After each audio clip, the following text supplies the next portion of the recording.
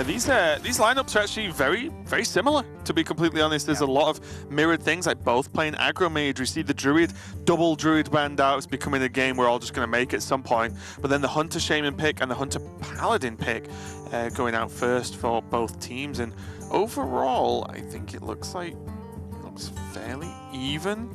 In this, the warrior matchup can be difficult depending on what it hits. So a lot of this, as always, the pick and bans seem quite similar with similar lineups, but a lot of it's going to come down to those matchups. Yeah, of course, everything can change in the blind matchup pick. We'll take a look at that coming up now. There you go, and now things are looking a little bit less even. I believe Brazil are looking to have more of the favourable matchups here. Though we were just having quite a little bit of a debate between ourselves and Sottle about this first one coming up. It's going to be Aggro Mage versus Death Rattle Hunter, and I suggested that maybe because of the way the Death Rattle Hunter is structured with the eggs and having lots of minions on the board with the Death Rattles, maybe Arcane Missiles and Cinderstorm become useless, and maybe that edges the matchup in the Hunter's favour. Yeah, I don't know, it's a strange one, right? Because that also just relies on them having exactly egg. The second they miss, then those cards are very not useless, and they get a lot of damage through, and Hunter often can't really deal with the early damage. But looking at the other matchups, I'm leaning towards Brazil here. Warrior versus the Paladin versus the Rogue, then the Hunter versus the Warrior, which is the Death Rattle Hunter versus the the Control Warrior. All of these seem to line up extremely well for Brazil, and the way the format goes, if you have to win 3 games, even if Brazil lose the Mage versus Hunter, even if that's a sticky matchup because of the eggs, so what? The rest of the ones look very comfortable right now. It's a huge uphill battle for Team Greece. It was funny earlier you were mentioning about viewing parties and big fan base for Greece, because one of the things that Deathalor said to me when I reached out to him for some info about this tournament is, he said, it's a great shame that our first match isn't being streamed, because I think our first on-stream match will have all of the Greek people spamming in the chat about how much they want us to win. Like, they really believe they've got the community behind them. Yeah, and I think it's the best comparison I would say is for these two countries' communities is like the French community, right? You might, as an outsider, so to speak, you might not know every single player involved or every single player that they know, but they're definitely strong players. They sort their own stuff out in terms of tournaments and events, and like I said, I keep using the word, but they're just very passionate. Some of the things I see get tweeted about in form of like, especially the South American teams, is insane. If they win a match, everyone goes nuts, and I love it. Actually, it's great. I mean, again, passion is one of these words that I think is a great way of describing Team Greece. Last year, the way they shouted plays at each other and had these fierce arguments because they couldn't agree on the plays, it was just great fun to watch. They were very successful. It worked for them, so you can't, I'm not throwing shade. If it works, it works. Yeah, and also taking a look at just what they did last week, Brazil actually beat Russia 3-2. So that was a strong win to kick off. These are both obviously 1-0 teams right now. And then Greece beat Mexico 3-2 as well. So my question now is, are Greece just going to start slaying all of the South American teams at this point? Starting off with Mexico, now they're against Brazil. If they knock these guys down, then if they hit Argentina, then Argentina have a lot of pressure on them to just take Greece down. It worked for Greece last year, and there's nothing to say it won't work for them again this year. And I have to admit, if I was allowed a third pick in a little caster draft, I would have strongly considered Greece just because I enjoy watching them so much. It's a bit of a heart pick. And you've got a mix as well. Deathalor's just been around for years, like actual just years in Hearthstone, and whether he's been at times where he's getting results or at times when, for example, now, I think he's been very focused on the organizational side of things. That's right. And sorting out events and sorting out teams and tournaments. Yep. And either way, he's been around for a long time. Then you've got Fino, one of the most powerful players in the world right now, and then just them padded out with 2 players that I'm sure are absolutely fantastic as well. But let's just get into game number 1. Okay, let's forget any conversation we were having about who's favourite here. Lucas has Mana Worm, Primordial Glyph, Cinderstorm, Fireball as a curve presented to him in that very order. Things are looking like a pretty okay start here. Yeah, and the mulligans for this kind of matchup do get a little bit weird because Aggro Mage, I believe Saul was mentioning, not the most popular deck until this tournament in this tournament, if that makes sense? This week, yeah. Yeah, and how you then mulligan against such a weird deck that Death Rattle Hunter is right now is very questionable. You know, a lot of people are talking about the Death Rattle Hunter mulligans, but what about all the other classes that have to deal with these openings? And that is a pretty good opening as well. Oh Candle my shot goodness. into Devil's Sword and play dead, but you could actually, instead of playing dead, just be dead by turn 4 anyway, so it's still a little bit risky. You know what, forget about what I said about Lucas's hand. He clearly didn't like it very much. He threw 3 of the cards away, though if he now draws a secret, then it's even better. Mana Worm on 1, coin, Q Mage secret on turn 2 is looking good as well. Also as well, you don't often need Glyph on turn 2. You would much rather have an Arcanologist or even just a playable minion or even more removal, but the Glyph not really needed, but now... Oh, come on!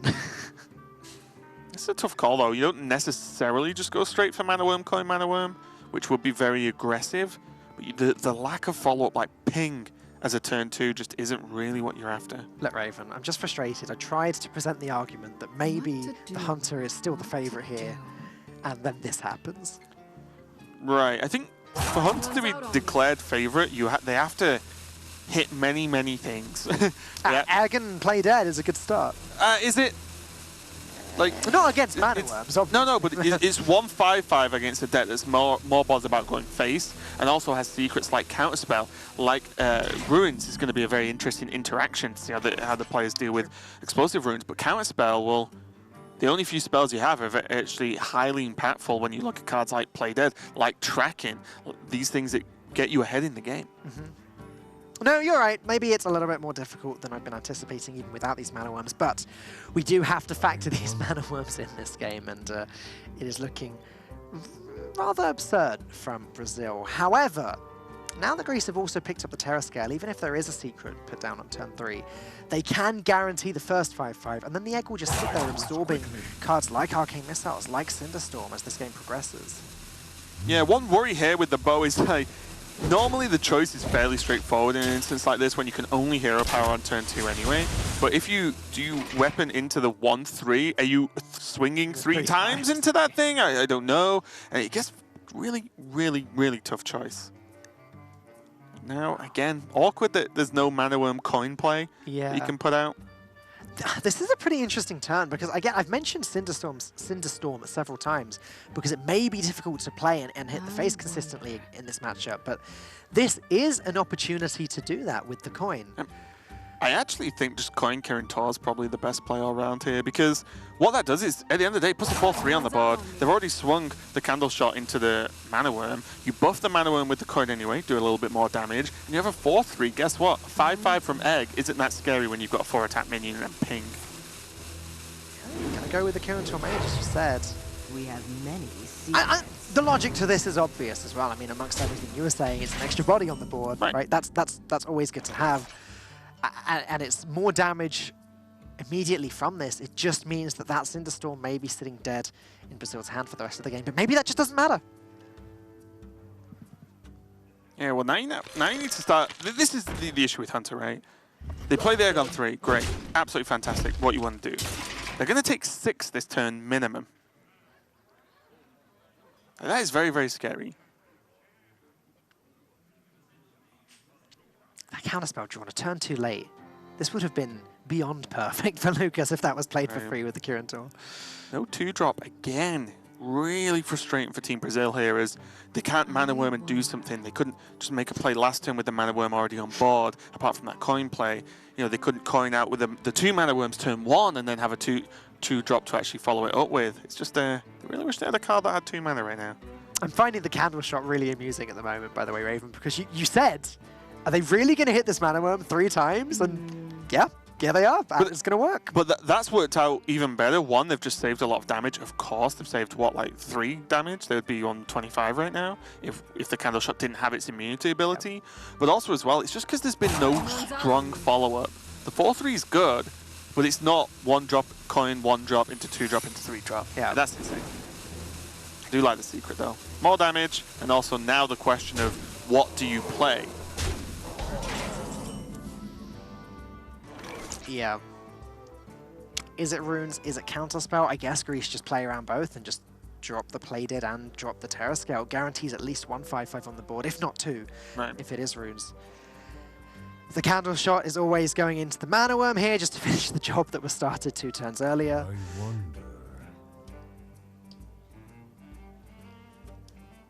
Also, good to note that the Pyroblast is in hand, so although that's obviously not what you want as Team Brazil right now, it is something you can count backwards to, right? If you can just do 10 damage on turn 10, you can build your plan around that once we get to the, you know, the mid game and then the slight late game in this matchup, if it even goes that far.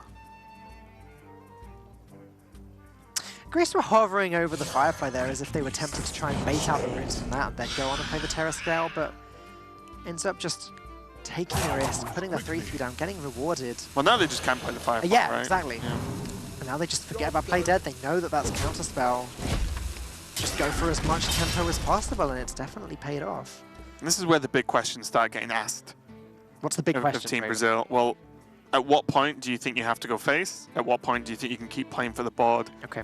There's Mana Worm, Cinderstorm, which is... Storm does nothing.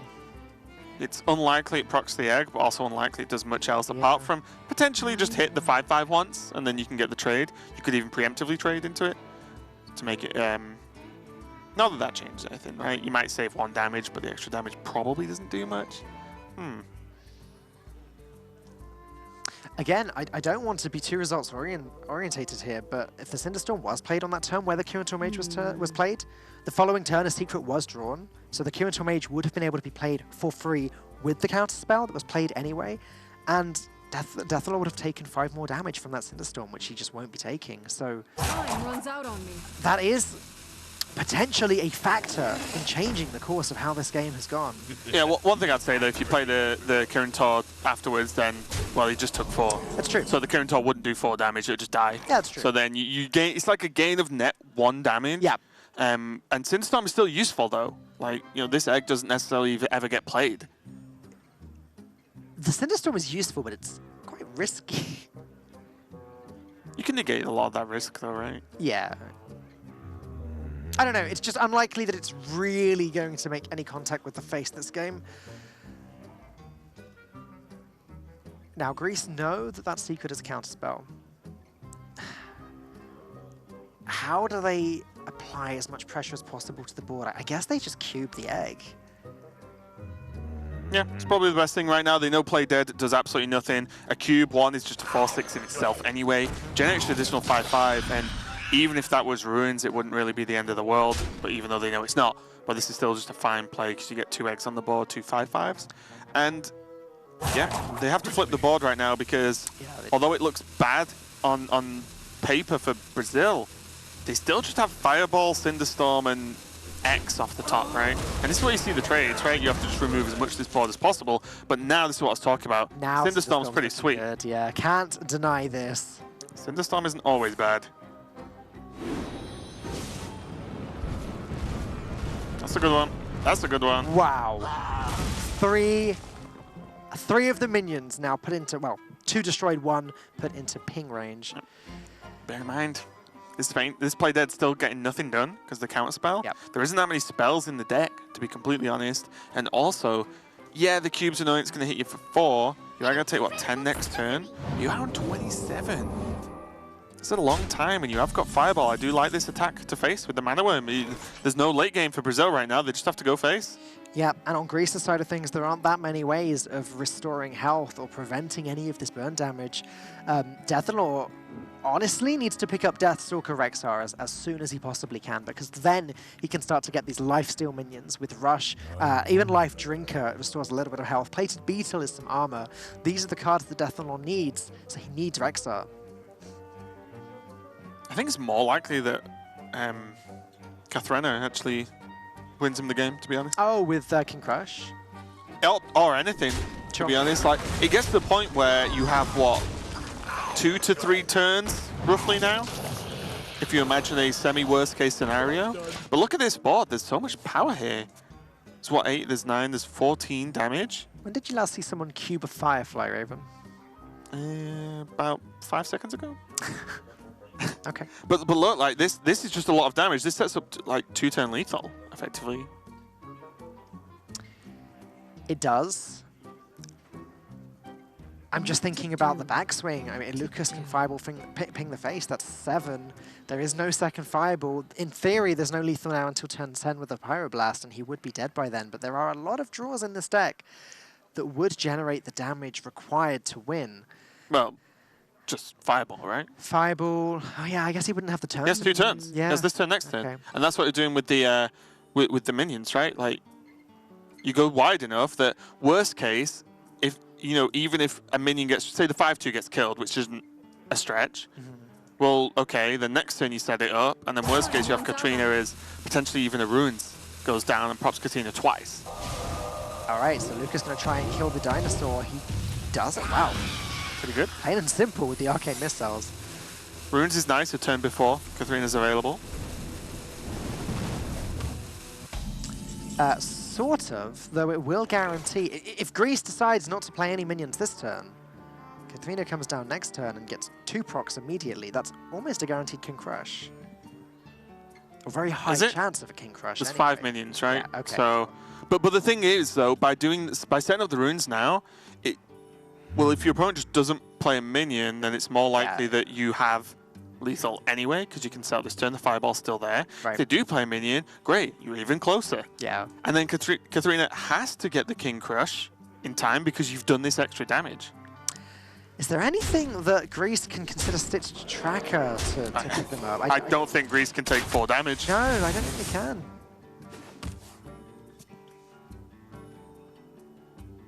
Sorcerer's Apprentice doesn't really progress Brazil's win condition at all. Well, it's just going to come down to the last turn for both these players, to be honest. The worst draw is going to be King. Does it matter? 8, 9. No, it doesn't matter. I wonder. Oh, it does. Yeah, the worst draw they can have now for Deathlord is King Crush next turn. Yep. As that would reduce the chances of Katrina summoning King Crush to 0. However, without drawing the King Crush, again, 2 chances out of... You said there are 5 beasts in the deck? I believe so, unless I'm going crazy. I don't believe any of them had been drawn yet. No. There's not been a Grizzly. Oh no, there's only 1 Grizzly. So 4. 1 Grizzly, 2 High Main, 1 King Crush. All right, so it's... 25%, then go up to 50. Yeah, 50. It's just 50-50, isn't it? 2 out of the 4 Yeah, main 25% on the first one, 50 because the runes. But yeah, there's not a lot either of these teams can do at this point. They've played the game up until they can play it till. This Pyroblast has been dead all game, and we are not getting to turn 10. There's Devil's Egg. Not many times we've had to say this before, but it all comes down to a 50-50 King Crush. Here's the first one. Whiff. No. All right. That's a whiff as well. Doesn't mean they've won, though. It doesn't. Because Brazil still need to draw an out, which is only Fireball right now. Or a... Oh, that's not enough. It could have been the... Oh my god, I'm forgetting the card name even though we've talked... Cinderstorm. Cinderstorm with 5 Alter Face and a Ping would have done it, but not meant to be. I think in Falcone language, the chances of that happening would be astronomically low. You can get way more behind that than the other one. But it wasn't meant to be for the Hunter, the Mage. No, sorry, for the Mage. The Hunter did take it away in the end. And that was the little suggestion I was saying with the Cinderstorm being useless. It didn't really just come down to the Cinderstorm. It came down to the fact that the Hunter was able to aggressively take hold of the board and the fact that the counterspell didn't really make much of a difference. But there you go. Greece do take the first game in what will still be a very unfavored series. Yeah, taking that game's pretty huge, but then the rest of the game's playing out. Brazil looks pretty nice. So we can have a look at the next matchups. I do believe it is going to be the Shaman versus the Priest. The Shaman's going to be Shudderwock, and the Priest... wait. It is Shudderwock, and it is Control Priest. Yeah. Yes, I did write that down. Pretty close matchup here, but Shudderwock should take it thanks to all of the healing, but it very much depends on the sequencing of getting to the end game compared to when the Priest draws the Death Knight, for example. Yeah, and sometimes you just get quad mind blasted, right? You know, there's just not a lot you can heal around from 20. Remember the Priest versus Shudderwock Shaman game where Kalax, as the Shudderwock, thought he'd won, but did just lose to the double mind blast. Holy fire, lethal. Yeah, it's one thing you have to think about because a lot of the minions are quite chunky as well in the Control Priest, so it's not like you can guarantee a Volcano actually just clears the board like you do in most matchups right now. So it can get tricky, but you know, we'll see. Priest does require time to get the work done, and one thing we did see yesterday actually was the use of just repeat Psychic Screams to just fill the deck, fill the deck, so that the Shudderwock has a lower chance to draw some of those key cards, which was actually pretty cool. It didn't quite work out, but it was very, very close. The Shudderwock Shaman is the Wild Pyromancer version. It is. Obviously teched better to beat aggro decks like Zoo and like Odd Paladin, so that's not necessarily going to go in the Shudderwock One stage. life drinker as well. Oh, Makes it okay. a little bit more difficult, actually. Do you know what? I'm so tired of trying to predict whether 1 life drinker or 2 life drinkers is in fashion at the moment, because In fashion. It's not whether it's correct, it's whether it's just in fashion. do you know what? That's my perception of it, because it seems to change every few days or every week or something. It's been mostly double life drinker lists this week and last week, actually. Yeah, and for the double life drinkers, you've got benefits of it's more likely you draw 1 because you've got twice as many in your deck, of course. And also as well, there are some matchups where being able to heal for 12 is actually very important. You can't die on the backswing after a Shudderwock turn. So that's quite important. But also the benefits of having 1 is you have an extra slot in your deck that either gets you there anyway, as in gets you deeper into your deck towards Life Drinker, or you can just play something else, a tech card, more healing, more of this, more of that. Maybe even Hemmet, for example, which kind of gets you towards your cards anyway. So there are upsides and downsides to both. I think I personally lean towards the double Life Drinker just because it's way more steady. You have 2, you only ever actually need 1, but some of these good players are liking the 1. I was trying to have a little skim there and work out what they'd put. You should hide the deck list from me. Tried to work out what they have put in instead of the second life drinker, and it's really difficult with Shudderwock Shaman because there are so many little flex spots there. I mean, there's double Earthshock along with the double Pyromancer, but there's no copy of Zap. So it's just sort of mostly a standard list. Yeah, they are running 1 mind control tech, but one thing you have to consider as well is if you're running the Pyro list, then Keleseth becomes 2 Pyromancers. There has to be a cut somewhere, right? In terms of just like, well, you can't run the 1 Keleseth. Right, okay, the players are taking a little bit longer than expected to get ready, so we are going to go to a short break. But in a few moments, we will continue with Brazil versus Greece. See you then. Welcome back to Brazil versus Greece. It's Raze versus Spinalogaman. And I did say in the intro that I didn't know all that much about him. That's a slight lie. Deathlord did tell me that he is the #1 streamer in the whole of Greece. Deathlord told him he was? Told me that Spiner is, yeah. Okay. Yeah, and now I fully believe it. We've got the blue screen in the background and blue face. Yeah, now I'm just scared, to be completely honest. I'm worried. I want to know what he looks like, really. That's the thing. Now, that's the mystery he's created for us. I believe this is their first time on stream, correct? Yeah, it is, yeah. Yeah, there we go. Just taking another look at them, just to make sure we're not going crazy. The man is we blue are seeing what and we're white. seeing. Yeah, that's fair. That makes sense. I mean, the Greek flag is also blue and white, so I can put the logic together. Yep. That be more weird if the colours were just mixed. They was wearing green, and you're like, wait, what? That's not how it's supposed to work. Maybe some weird intimidation tactics going on. But yeah, I personally don't know too much about him. But I one, I know he's committed to promoting Greece, which you can't really argue with. And yeah, by the sounds of it, a very good streamer. I imagine a Greek streamer, if that's the case. #1 streamer in Hearthstone. Big fan of control decks. Makes a lot of pranks in his channel. I can see it. Yeah, I can see it right now. Not finding that difficult to believe at all. He's married and has a young daughter. Nice. And he used to sell watermelons for a living. What a job. That is a job that is close, if not better, than what explaining our job to someone, right? It's like the flummoxed expression that many people, so what do you do? And you're like, oh, how to phrase this? You either go with, I'm a broadcaster, or you go, I'm a gaming commentator. And if you go with option 2, they're always confused. And now imagine saying I sell watermelons. They're like, wait, what? They'd be very, very, very confused, fam. It's a nice fruit. It's like you wouldn't be confused if someone said they're an apple salesman. Maybe I would. Maybe you would, yeah. How many people do you know that just sell one thing? Seriously? Well, he also, okay, Deathlord also went on to tell me that is just a meme in Greece. So that is... So you've lied to me twice already, Falk. No, like, I think it's genuine, but it's also, I don't know, Raven. I just can't trust you anymore, but... Look, I'm not Derek, I don't know memes, okay? What do you want from me? They're pronounced memes? Oh. Oh, okay. Lost Child Cleric is available on 1, but probably not needed right now as Shaman has ways to deal with it. And you probably do want to guarantee that card draw. Both these decks are kind of going to race to their win condition.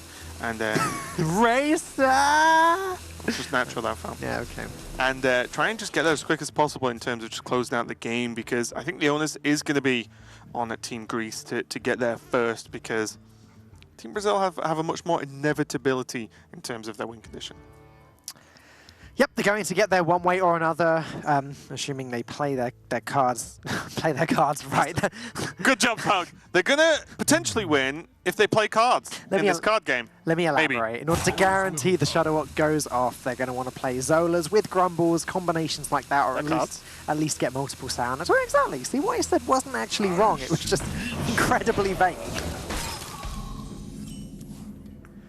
Kind of a weird, like, why not play in terms of this Glacial Shard? This does just get the battle cry in the tank, but this is why not, isn't it? Norsha Cleric. Right, exactly, yeah. So this is just because they had 1 mana spare. They wanted to do this. They're probably going to coin into 3-drop since they have 3 options.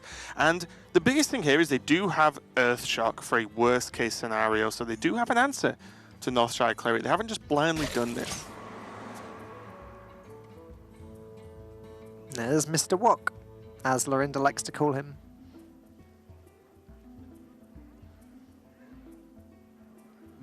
I think it's because the word Shudder has too many R's in it. It's probably reasonable. Yeah.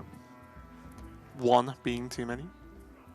Well, yeah, obviously. I wonder. So Brazil have the option now. Do they go for the Earthshock onto the Cleric and that will reduce the card draw potential? Or do they go for their own card draw with the coin and have the Acolyte or the Manatide? I imagine Acolyte, because it's the one that interacts the best with Cleric.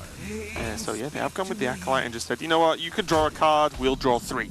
Well, yeah, and that's the big issue here, isn't it? If Spiner now takes his turn trading into the Glacial Shard and healing up, then yeah, Raze also gets to draw 1 of his own cards, whilst also then playing his Earthshock or whatever he's drawn at that point to make the situation even better for him and even worse for Greece. So the problem is, Greece don't really have anything better to do this turn.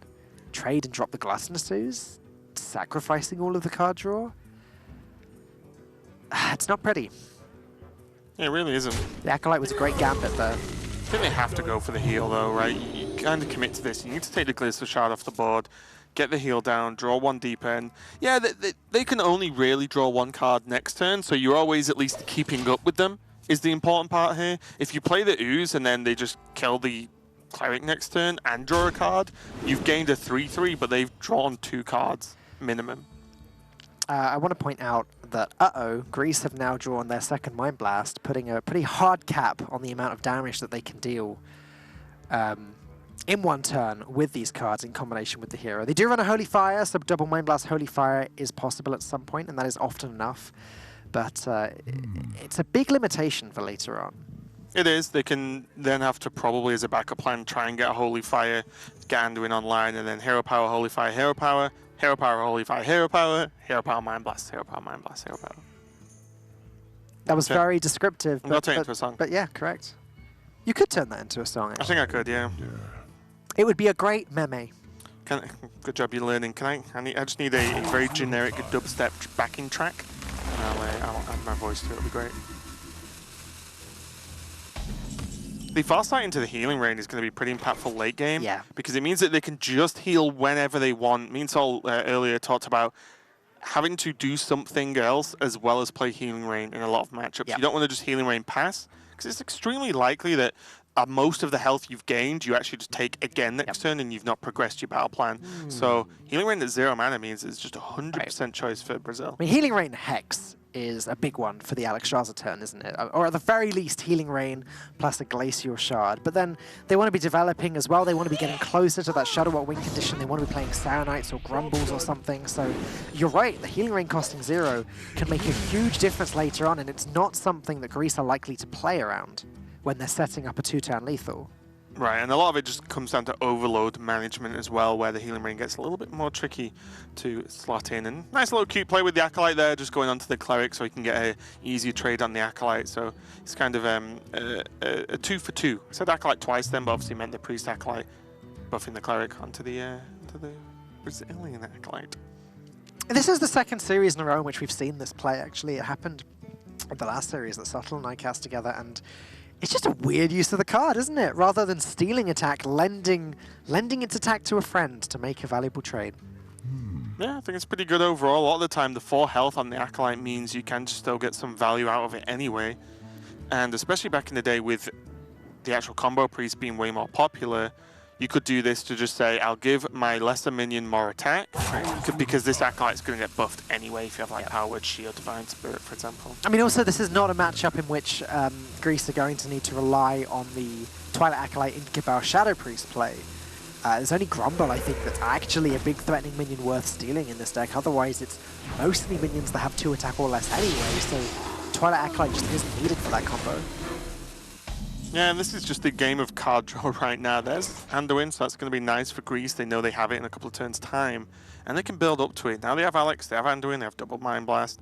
They do have Shadow Visions as well to either dig for something preemptively or use it to actually just proc hero power for additional 2 damage and dig anyway. So they do have options, but Race and Team Brazil can just start dropping theirs too. They might even go even greedier here because that 1/4 just drop an Acolyte of Pain. Depending on how this turn plays out for us. Without any Mind Blasts in the pool, there's not going to be the most amazing Shadow Visions that we've ever seen. However, you can definitely make the argument that Holy Fire is the best possible pickup, and that's not present here. Holy Fire being the 15th point of damage along with the Double Mind Blast the turn after Alexstrasza, and that's one way of just outright winning the game. So I should imagine Greece are considering searching further for that card. Yeah, I don't see any huge reason to take Divine Hymn right now. Power Word Shield's okay to cycle, but Shadow Vision's also kind of cycles in terms of it just digs in your deck.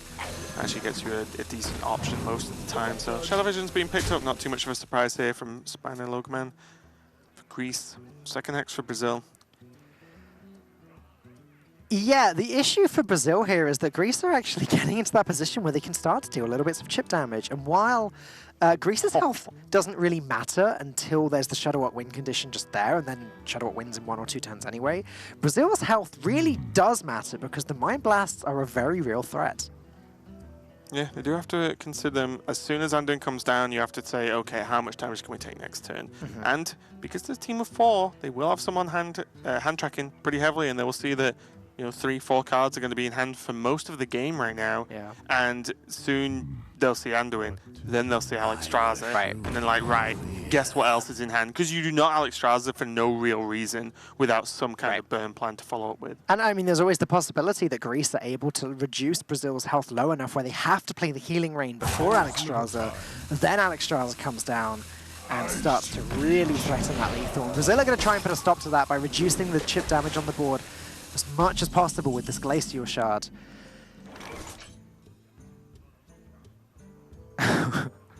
Sorry, just imagining a world in which the Twilight Acolyte in the hand lends its attack to the Twilight Acolyte that's on the board to make a better trade, but there isn't actually a situation in which that's helpful here. Yeah, funnily enough, I think actually going face with the 1/4 might be the best play here. Because you want to leave as many minions on the board for Psychic Scream next turn. Right. That's true. Yeah, that's true. That's something I haven't thought about, but you mentioned it earlier on in that it's just a way to help in this matchup. Just essentially shuffle that Shadow Walk deeper and deeper into the deck. Or even shuffling Grumble deeper into the deck or Zola deeper into the deck can help.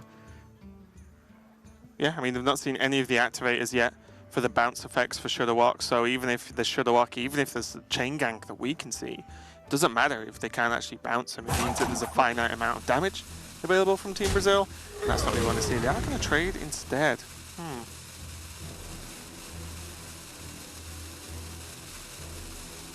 Weird thing with the trade as well is there's an argument that they get, like Brazil will make that trade for you. That trade always happens. They can trade off something else. I don't know. One of the weird things to consider as well is you could say, oh, well, they could Grumble the Shard back. And although that's true, well, they can't replay it this turn, and also Shard has such a low impact on this matchup that it's not really the end of the world anyway. No, I mean, Shard's already done its job, right? It's reduced some chip damage in the meantime, and as you said, from this point onwards, it doesn't really do anything. Glacial Shard doesn't freeze Mind Blasts, right? Right, if this was versus, for example, Death Rattle Hunter, Shard's amazing. Yeah, because you just stop the big attacking minions hitting you, which is absolutely fantastic. Same with Even Lock, for example. But in this matchup, it's way lower impact. And now what will be important is Spinal Ogre Man will want to get rid of these chain gangs. You don't want to leave the Saranites on the board if you even consider that Grumble is a card, because that is how you lose this game.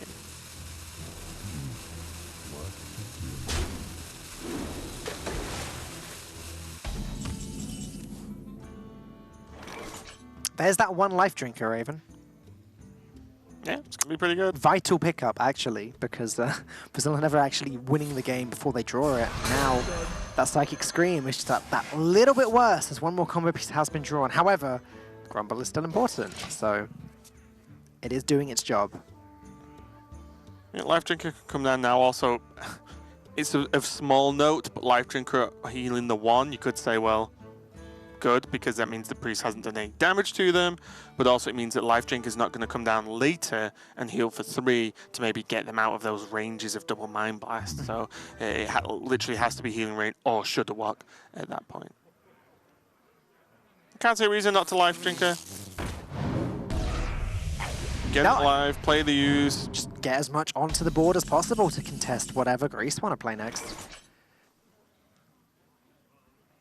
And the answer to what do Greece want to play next, I guess, is just Shadow Reaper Anduin. This becomes very straightforward now, right? Like, I think Greece have to Anduin, then they have to Alex Raza, and then they have to try and kill them. They won't kill them, then they have to do the plan to get there. And the more cards you play before Anduin right now, you are literally removing damage from your deck for no reason. If you Cleric, Power Shield, right, well, that's 4 damage you've lost. So, let's work this out, shall we? Anduin comes down this turn. The following turn, Alexstrasza reduces Brazil's health to 15. Then Brazil play Healing Rain, putting themselves back up to 27. Then Double Mind Blast with Hero Powers is 16. So Brazil goes back down to 11 again. Ping, Holy Fire, Ping is only... That's 9. That took way too long. Which isn't the 11. So actually, Raze is still safe for a significant amount of time. And because that Healing Rain costs 0, Raze is going to be able to make some good turns alongside, good plays alongside the healing, and be able to get rid of that Alexstrasza with no problem. There might even be a thought here to normally want to save Zola for a turn you can Grumble it as well, but because there's only 1 Life Drinker and it's a matchup where healing is extremely important, we might see it on the Life Drinker just for the replay. Well, there's also nothing else to do this turn really, and being able to consider dropping the Life Drinker now just for a bigger, more threatening board. It's very important to get that healing after Alexstrasza, though, so this is a difficult decision. Also, on top of that, you have to work out, do you want more minions on the board? Because are you planning on playing Hagatha? It's +5 armor. It's something that could be a response and gain more health. If you play Hagatha, you kill your own Life Drinker, and also it's 1 less Life Drinker, 1 less minion to get you an additional spell later on that might be make or break. Also, Duskbreaker. Right. If the Life Drinker was played this turn, it's just being dealt with immediately. However, it's going to be the Alexstrasza almost always here. It's very difficult to justify any other play. The only counter-argument is there is 8 damage on the board. Greece like having more health. I think you might actually go for Duskbreaker this turn. Because what you can do is like half threaten the damage. If you put them to around 20, they know that they've seen Shadow Visions, but not the card from Shadow Visions yet. Right. So if you Duskbreaker now, well, Hero Power, Duskbreaker Hero Power, you put them to 26, you have a 3/3 on the board. So I can put them to 23. Maybe you even... That's not enough, is it? The shadows grow Because 3 Mind Blast is still only 19 with the pings. Yeah. Darkness. But then suddenly 1 more turn, you just Hero Power them, Power, Shield, Hero Power, and then they have to heal. They have to, because they might be dead. And then when they heal, you play Alexstrasza, and then they Hex, and heal, worst case, and then you go again, and then you have the Mind Blast and the Holy Fire. The more you can push damage without using your big actual damage spells, the better in this matchup right now. I mean, I was almost expecting Greece to play one of these 2 1-mana cards, either the Cleric or the Powered Shield, just to make this Duskbreaker bulkier or just put that extra threat on the board, but ultimately what they've decided to do is hold back these 1-mana cards and use them to keep getting Hero Powers later on. Hero Power, 1-drop, Hero Power, 1-drop, Hero Power. Again, it's pushing as much damage as possible without using these big damage cards, as you were saying, and it's vital. Yeah, they can put Race to 20 next turn with 2 cards that cost 1 mana and still have mana, a bit of mana spare. So that's a pretty big deal. They can also just drop the Twilight Acolyte as well if they really want instead. And what that does is just put a harder to kill minion on the board, which means that there's a threat of the actual minion that stays alive attacking you and not just doing one instead. You mentioned Hagatha earlier, and I think that's a really interesting conversation to have because you never want to plan to play Hagatha in a control matchup because it can just make this Shadowwalk impossible to play. The hand size issues are a very real issue. However, Hagatha gives you a chance to draw an extra healing rain with every single minion played, and maybe that is a good enough chance to consider playing the card. I think most importantly as well, Hagatha's just a heal 5. 5 armor, yeah. It's heal 5, and as you said, you can't ignore the spells, of course. But also, it's heal 5, and when your opponent has a finite amount of damage, you could just plan on playing Shadowwalk to out-heal them to a certain extent. This is where the healing rain costing 0 mana can make a big difference, as he can play the healing rain and the hex, and also the life drinker this turn, just to put his health as high as possible. Now that Alexstrasza has been played, there's no reason not to use the life drinker. He wants to put his health as high as he can. Yeah, you can just go up to full, all the way up to 30 this turn. But you could also maybe you could just play the use again. Sure, life drinker's probably fine.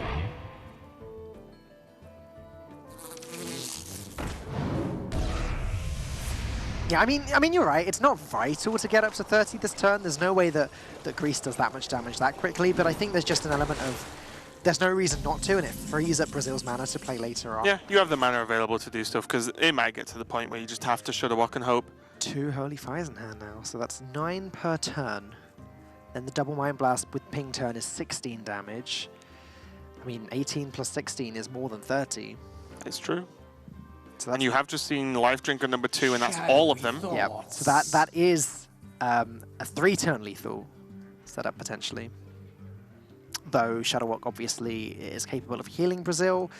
As one Zola has been played, it is possible for Life Drinker, for Shadowwalk to duplicate itself, not in the game-breaking Grumble way, but in the very slow, very careful Zola way. You also have to consider Grumble this turn as well.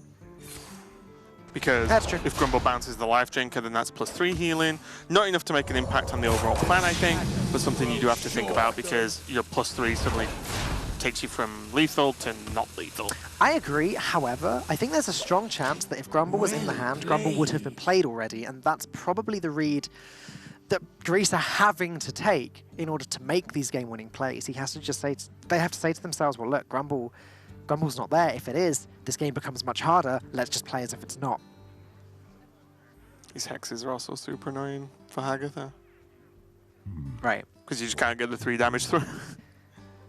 Not that damage is a huge deal, but it's just frustrating to have the board do nothing. Yeah. I mean, what, Pyromancer plus an Earthshock may be tempting here if Razor wants to get. I mean, why not drop the Saronite as well? Yeah. What to do? I think they do need to do is actually just keep this Mana Tide alive because they need to draw. That's why we see the Acolyte now, I guess, as well, because there's still 12 cards in the deck. That is quite a lot. That is nearly half your deck is still there, and you need specifically 1 card to make this game a winnable game for you right now. That isn't it. Ooh, if there's a Psychic Scream this turn, that's a big deal. The Shadow Vision's Psychic Scream. Well, it's possible, and getting to the point in the game where there won't be that many spells left, it's got to be quite likely. It's kind of hard though, right? Because you have to make that decision right now. So both Mind Blast have been drawn, both Holy Fire have been drawn. Shadow I think. thoughts. No, 1 Powered Shield's been drawn. Yeah, it's definitely not guaranteed.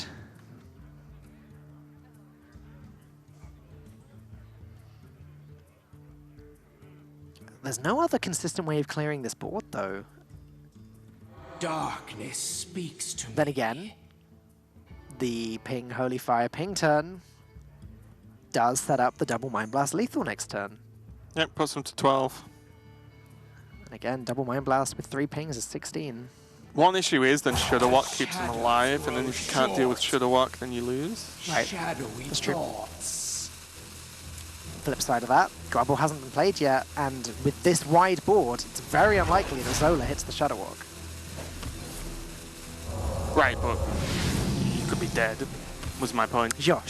Because you heal out of range of next turn, and Yeah. then you've also done, what, 3, 4, 11, 7, you've done 17 to the priest.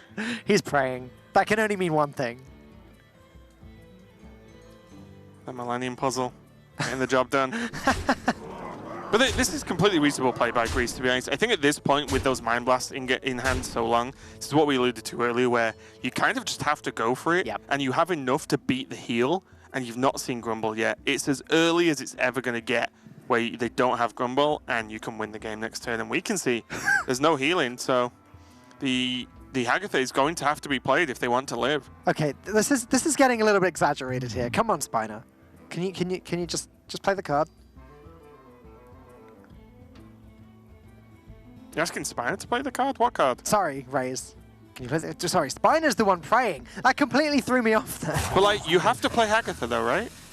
Hagatha heals up to 17, so yeah, it Because puts him out of range. Of, Greece has just blatantly shown that they're like, let's finish this game, let's go. yeah. There's Grumbel.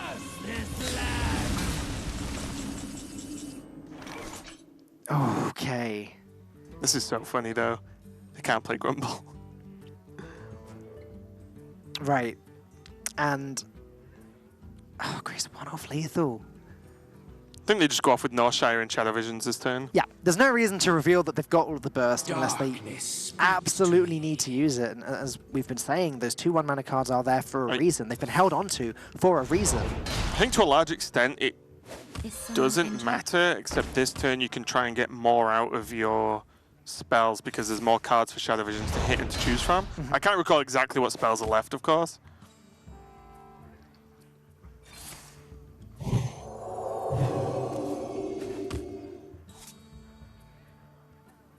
Okay, guess they just play the Wild Pyro. Unless they've got something for Shadow Visions, I don't think they have. shadows grow short. Shadowwalk is going to heal for 6, though. I think here, though, that's why the Pyro's important. Yeah. I guess the Hagatha goes off anyways. Yeah, no problem. yeah. But they might not Shudderwock, right? Like, there's something you have to consider. They might have something that's slightly better versus Shudderwock. You can see who the streamer is here. We have a very serious, concentrating, slightly confused face on the top there versus, well, that face. And arms outstretched. Yep, we saw some words there from Race to his teammate, and then Spinner's just saying, right, let's go, let's see what's what right now. And it's bounced. Oh, wait. Oh, no, I thought that was Zola then for some reason. That's the Zola, there we go. There you go. I was distracted. When you thought you saw the Zola, I was too busy watching Spiner. Right. And this is a problem now. I think there has to be a Shadow Visions into Scream. Oh, no. Wait, they have Dustbreaker. What am I talking about? Dustbreaker's well better! Yeah, it is. Problem, Race is healing for 6 again next turn. Okay. So Spiner's dealing 4, ping, Dustbreaker, ping. And then Raze is healing for 6 again. Spiner's 1 off lethal this turn. How does he actually get there? The Shudderwock whiffs. Okay, That's what you have to do. The Shudderwock won't whiff if you don't kill the Shudderwocks on board. so the Shadowwalk has to whiff. But then Race will have a full board full of Shadowwalks and Grumble in hand. The Shadowwalk has to whiff. Then Grease needs to deal with the Shadowwalks, I guess, with Psychic Scream. And then Race needs to not draw the Shadowwalks again. That's the sequence Well, of no, things if the that has- Shudderwocks whiff, there's no Shudderwock to draw. Oh, because Hagatha's killing them. Right, okay, sure. I'm so... You've lost me. So, If you okay. play the board this turn, Yeah. they replay Shudderwock just like they played it then. Yeah. There's only Zola. So Zola misses, and then there's no more Shudderwock. But they have a full board, right? How do they have a full board? Well, they have 3 Shadowwalks on the board. Shadows Right. But that's what I'm saying. Like, yeah, you can then deal with either clearing or trying to lethal them after once you've Psychic Screamed them off. Right, but that's why I said then Race would draw the Shadow Walk again if it's been saved. Right, I thought you meant draw Shadow Walks as in have them in hand from the pole, right? No, no. I think he has to do this though. Oh, yeah, sure. Nothing else he can do. This does survive the Shadow Walk from Hagatha as well, so that's +3 attack because the Dustbreaker doesn't die. It probably gets frozen though, right? Well, look, Falk, you of all people should understand sometimes minions don't get frozen. Astronomically low, Raven. Astronomically low. See? Oh. Told you. Oh god, Spiner's not very... Whoa! Calm down, Spiner. This is what I love about Greece, though. They're so emotive.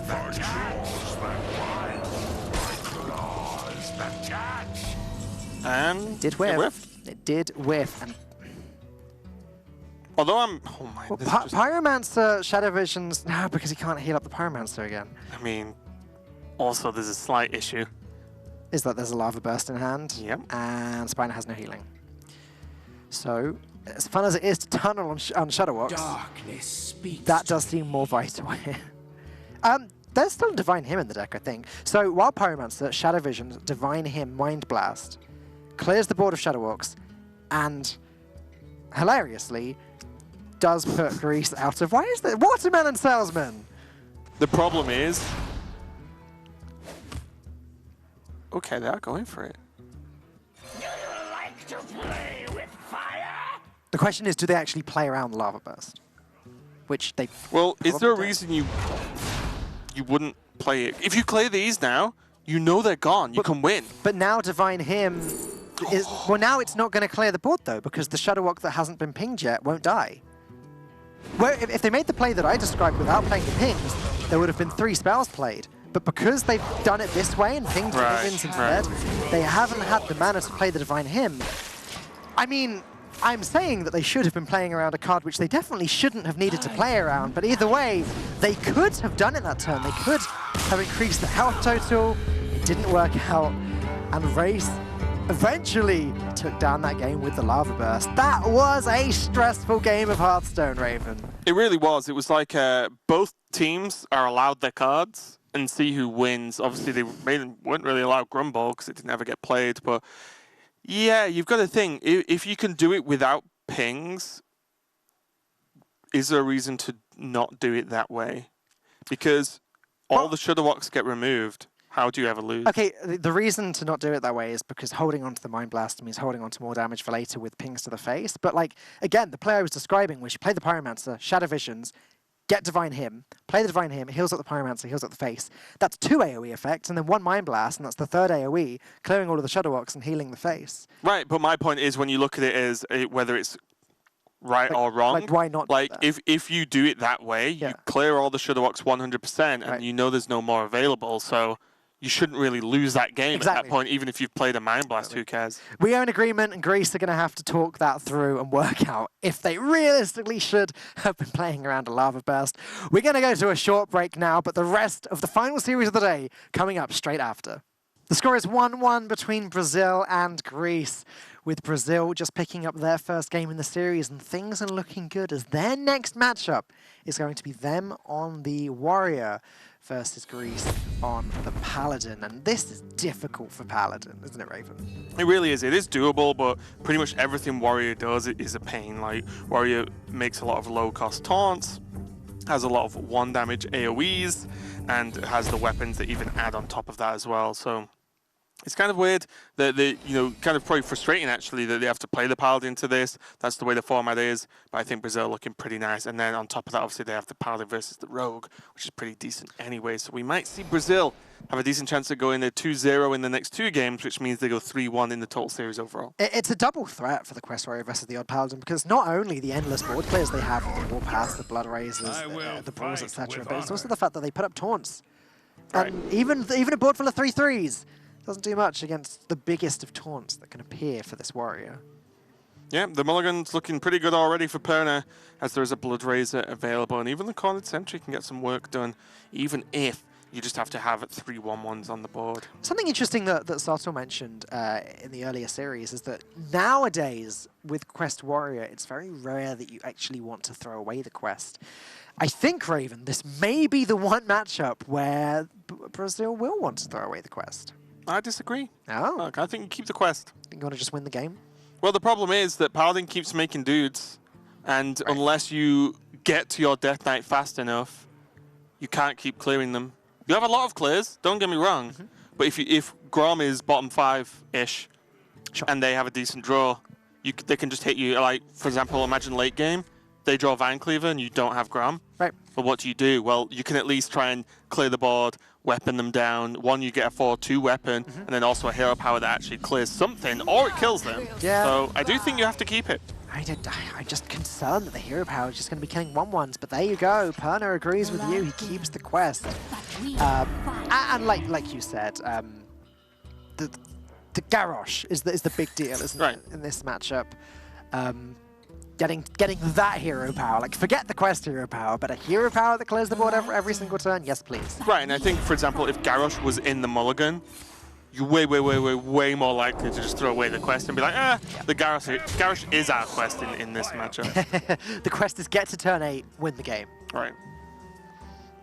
This is a pretty aggressive opening from Greece, though. The Blessing of Might onto Divine Shield minion means that something has to be done. There is the Blood Razor with the coin next turn that they can actually clear this off, but in the meantime, taking a lot of damage. I just can't stop watching the face cams in Greece. Did you see how much Thalmanos was just shouting at his teammates there? How passionately he was. I mean, it looks like he's talking quite loudly to me.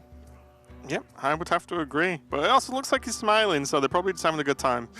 I think it's one of those heat of the moment things where you might shout, you might call someone silly, call someone stupid, but as a team, it's like, it's heat of the moment, it's to get, the passion's got running high, and you just want to win the game, so everything gets a bit tense, a bit giddy. But they're smiling, they're having fun, and I don't blame them, because they've got a pretty good opening against this warrior. Raven, I think you're silly.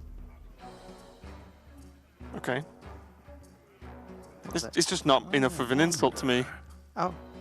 I'm dead inside because I've spent so much time with Soto, like calling me silly is, if anything, mildly leaning towards a compliment at this point in time. Yeah, but I was saying this about the Team Greece earlier. It's one of the reasons I loved watching them last year, is that they are like this. In all of the games they play, they shout at each other, but they have a great time doing it, and it just works for them. See Greece as well, getting in early, playing around Grom. That really, though, means they're pushing 7 this turn, and suddenly there is an answer, but it involves them taking a minimum of, what, another 9 this turn? Ouch. It's about as good a start as Greece could possibly get against the... Well, he's just having a good time. He's playing some Paladin, jamming someone in the face. I'd be smiling too. By far their worst matchup. And they're just beating them up. Look at this. They take another 5 from the swing, has to be done. Yep. Another 4 from the minions that actually live. As Greece, the minions are actually going to go down next turn. But the funny thing as well is, unless this weapon gets overridden, oh my goodness, it means that the strike with the weapon has to go into the taunt. So then you do extra damage that you shouldn't have been allowed to do as well. I think we might even see another raid leader. I was going to say, I mean, that's 6 more damage this turn and another 3 when that weapon goes in. Oh, wow. I wonder. This is a way to play the matchup and win. I mean, Thalmanos last year in 2017, he achieved top 100 legend every single month during the competitive season. He streams daily and has, I believe, over 300 loyal subscribers, which will be why he's... It'd be weird to have disloyal subscribers. What are they going to do? Like, are they going to wait for like a wedding and then stab you in the back or something? I don't know. But they paid $5 to get in. I should imagine that all the faces that we're getting from Thalmanos are aimed at them. Nice little raptors. Right, finally, a taunt in the way. I think Thalmanos now is like, oh, okay, got close, but lost. Because that 2-6 has made the world of difference right now. Of course, the armor's good, but if you have the taunts, then guess what? Paladin isn't getting through anyway. I don't believe Greece are actually playing an owl, unless I am mistaken. I didn't see what. Oh, they're playing a Void Ripper, which is kind of an owl. It's much more common than Ironbeak Owl nowadays on Paladin. Oh, Sunky Batarium. I shout out this card every single time a Stonehill Defender comes down from Odd Paladin because it's such a strong card in most of the unfavored matchups, just because it can even the playing field a little bit. As long as Thalmanos can get a wide board one more time, Tarim can do some serious work. It's not going to be for a while yet. No. And with that Brawl in Brazil's hand, it's going to be more difficult to achieve. This is a big turn, though. There's a very large difference right now between Team Brazil playing the Brawl and not playing the Brawl, because we can see the Tarim is available. And if there's no Whirlwind effect, which we see that doesn't exist, then maybe execute Slam. Slam execute is looking good to me, actually. The raid leader can be executed. One of these, the Stonehill can be traded into, and then one of the 1/1s can be traded into as well. Oh, Stonehill defender from the other side. This is still fine. You put the 2/1 into 2/2. Well, it doesn't actually matter that much. Put the 2/5 into the raid leader. It's just 2 1/1s versus 2 fairly large health taunts, considering. Right, Raven calling it. Booty Bay Bodyguard. Let's go. It would be. Surely it's Tarim. If you've got anything to do with it, Funk. Don't think that's possible for Warrior. Okay. But this would be the third Booty Bay Bodyguard today that Taunt Warrior has picked. Okay, close. Honorary Dire Horde, a little bit better of a card than Booty Bay Bodyguard. Softel and I were just astounded by the Booty Bay Bodyguard picks earlier. Yeah, there was one in the game me and Larissa. Yeah, exactly. There was that. Yeah. Then there was the one in our series immediately after. It's just like, what is going on today? What could we didn't get to see what the other picks were, but dread to imagine what they were. I wonder.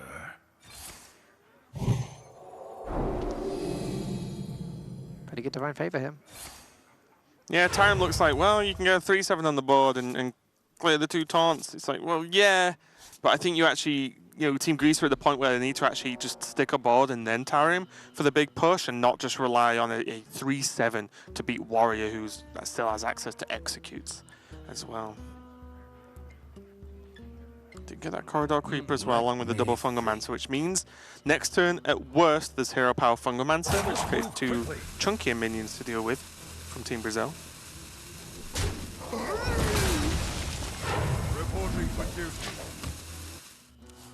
Greece still could piece it together. Dry Whisk Armor, a little bit of an annoyance, but nothing major to deal with, although the Paladin kind of does the work for you as the Warrior here. You're always going to have a decent armor, because if you've not got a decent armor, then you're probably winning anyway. Just a little bit distracted by that quest at the moment. 2 out of 0. 20 out of a /. Sure. That makes just as much sense as what I said. Yep. The 2 is waving at the 0. Ah, that's cute. Mm-hmm.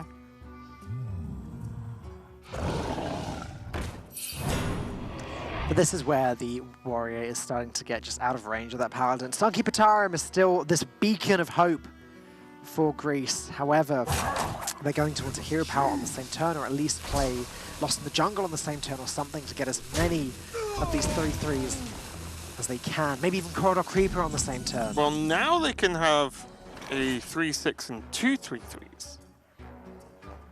No, they can't. I just can't count. I'm fine. Okay, so this is just another setup turn. So a turn along the lines of Fungomancer and maybe Ardent Squire. Fungomancer doesn't look bad. Ardent Squire plus Tarim doesn't look bad either. I think I prefer the Fungomancer slightly. Oh, yeah, get those Fungomancers rolling. Exactly, and it allows the value trade against the Cornered Sentry.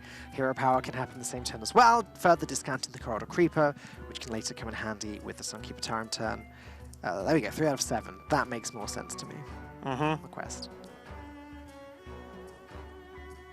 Bit of a tough choice. If Fungomancer's the play, then the hard part is, do you Hero Power or do you Squire? Because what's more likely to stick? And if no AoE happens, you can, if you plan on playing Tarim into minions, then the Divine Shield survives the trade anyway. Yeah. So does that end up just being actual like a +1 net? I mean, it's definitely something that Greece have been talking about. They eventually did go with the Fungomancer. I have to say, Raven, in answer to your question, what is most likely to stick? You're playing against Taunt Warrior, so my answer is nothing. Nothing is likely to stick. Okay. There are 2 Brawls in hand. There are Warpaths that I don't believe either of which have been played yet this game. So things are just getting less likely as this game progresses. I wondered if that trade was ever worthwhile. Put the 3-3 into the 5-5, so if something like Warpath or even a singular Whirlwind happen, then the Ornery Daihon's only on 1 anyway.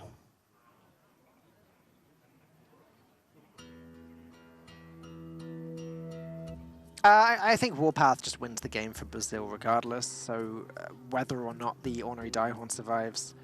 Right, but it's important. You have Leroy in hand, right? Like, Sure. if Blood Razor comes down, for example, well, that's 2 damage to the Daihon, which means the Daihon dies. We're going to see a trade happens anyway, but... It's a really good battle rage there. Just allowing Perna to fish deeper and deeper into the deck for Scourge Lord Garrosh, which is lurking down there somewhere. Still just push 6 this turn. Well, now... So let's see.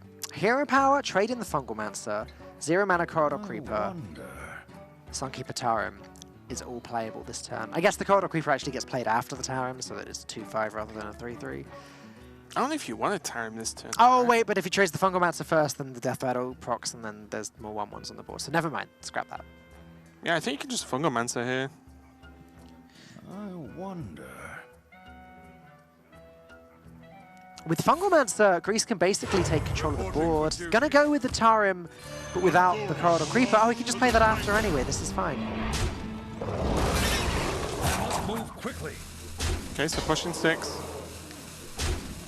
Which they could do with the Fungalmancer anyway. This just puts the 3/7 taunt onto the board. Regardless, it's probably as wide as they're ever going to get, which was the more than likely the selling point for Team Grease here. Is just, are they ever going to have 4 dudes on the board after this point? Yeah. Probably not. And I guess holding on to the Corridor Creeper as well there. Despite what I just said, it obviously makes more sense to play around the AoE so that he's got actually something to refresh the board with. Yeah, and most importantly, it's a Argent Squire Corridor Creeper Fungalmancer is a fantastic turn. Yeah, You have a high health minion, you have a Divine Shield minion. That's a, still 3/3. That's looking pretty good. However, Thrall into Stonehill Defender or Tar Creeper. That's fine. Double Corridor Creeper into Fungalmancer. Let's go. I wonder if it was worth considering playing the Dry Whisker Armor before the fall there. What a heroic little plant guy. What a heroic baby Groot. Yeah, okay. I can see the similarity there. It sounded like that was a hard sell. It It's was. literally a little plant with eyes. It's exactly what baby Groot is. I haven't heard him say the words "I am Groot" yet, though. That's not its attack sound. Therefore, you're wrong. No, I'm not. I'm 100% right. Because my argument is you didn't see a comparison. Okay. Oh, look, middle card. Baby Groot. I'll take that. Like, that's not a comparison, is it? It's Oh, no, I see it. I totally see it. Fat abomination. I totally see it. Where's Sol when you need him? Some semblance Nah, of I'm logic. kidding. That's obviously Drax. I wonder. Yeah, I can get behind that. It's actually closer to Drax. These are they're fine pickups. I wonder, the consideration here is just abomination. Hang on, Raven. They're not fine pickups. There's no Tyrion there. There's no Sunkeeper Tarim there. I have much higher expectations for the Paladin than I do for the Warrior. Okay. So the issue they have now is like the Abomination's just not going to get there in terms of damage. They want to clear it on board. No, I'm not going to lie, I did think that Discover was the Perna Stonehill and not Team Grease. So my bad. But this is another setup, right? You've seen one brawl, okay, let's go again. And no Fungalmancer because you don't get the live damage straight away. But there is the alternate quest in this matchup, the Scourge Lord Grommash. Yeah. Probably not. Garrosh, not Grommash. Yeah, Garrosh. Probably not playable this turn. The Stonehill Defender on the left means that the weapon really not going to do much at all, and Brawl is just looking so good here. Again, Dry Whisker Armorer plus Brawl would be gain 12 armor and then clear the board and then set up for Garrosh next turn. From that position, there shouldn't be a way that Brazil can lose this.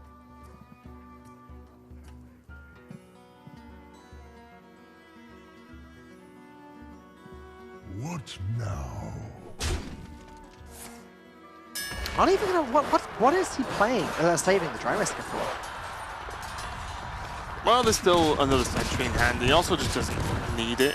Probably just wants to get a taunt on the board or some kind of minion this turn, which means that the 2/2 just isn't that valuable. Like, look at this turn, right? Just brawl the board, 1/1 survives, fantastic. Even if that was a corridor creeper, 2/2/3s are going to keep you alive long enough. Then suddenly Scourge Lord Grum, Garrosh. Garrosh, Raven. Garrosh. Say it with me. Grum's his dad. You're the lawman. Right, it doesn't mean I can't get them names mixed up. I just know which characters are which most of the time. Yeah, so this means that the hero power can be combined with the Death Knight next turn. Oh, they have a few other options. Stonehill still just shield block as well. So I think Brazil have just took the driver's seat right now. And without landing this Fungomancer, it's going to be a tough one. Again, though, there is Dread Corsair Fungomancer. Not the best turn in the world, but I feel like Greece really need a Vine Cleaver right now, just to push some damage. The Dread Corsair Fungomancer is pretty much all Thalmanis has, so he's going to have to go for it. No brawls left, but still not a warpath being played yet.